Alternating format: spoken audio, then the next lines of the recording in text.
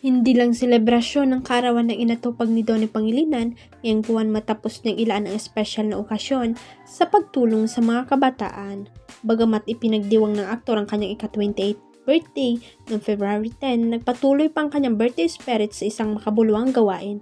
Noong February 12, formal na isinagawa ang kauna-unang Donato Cup, sa isang golf team-off event na may layuning makalikom ng pondo para sa edukasyon ng mga kabataan. Ang pangalan ng event ay mula sa tunay na pangalan ni Donnie at Donato Antonio Pangilinan bilang simbolo ng personal niyang advokasya. Sa kanyang opening remarks, ibinahagi ni Donnie na una sanay maliit at pribado lamang ang planong event, ngunit nagbago ito nang malaman ng marami ang layunin ng aktibidad. Ayon sa aktor, gusto ko sana intimate lang mga 20-30, but when I put it out to friends and family, so many people want to be part of it, especially when they found out na they're gonna be thinking of for children's education. A lot of people wanted to join.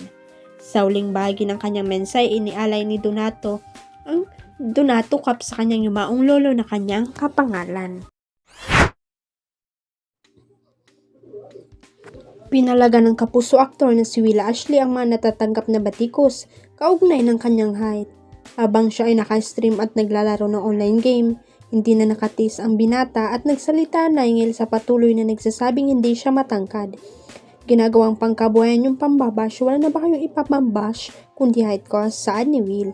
Anya, nakamove on na siya sa issue ng kanyang height 5 taon nang nakakalipas, kaya nagtataka siya kung bakit ito pa rin ang binabato sa kanya.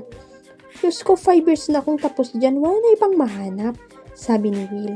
Dagdag pa niya, anong magagawa ko, ito lang binigay ni Lord. Giit pa niya ang pagiging versatile niya bilang artista ay mas importante kesa sa kanyang height. Hirit pa ni Will, at least binigyan ako ng talent in singing, dancing, acting, modeling din ako at gamer. Compare mo yung site ko, 1 = 5, anong gawin ng height ko sa talents ko? Huwag kalimutang i-click ang subscribe button at i-ring ang notification bell para sa latest at legit chika updates.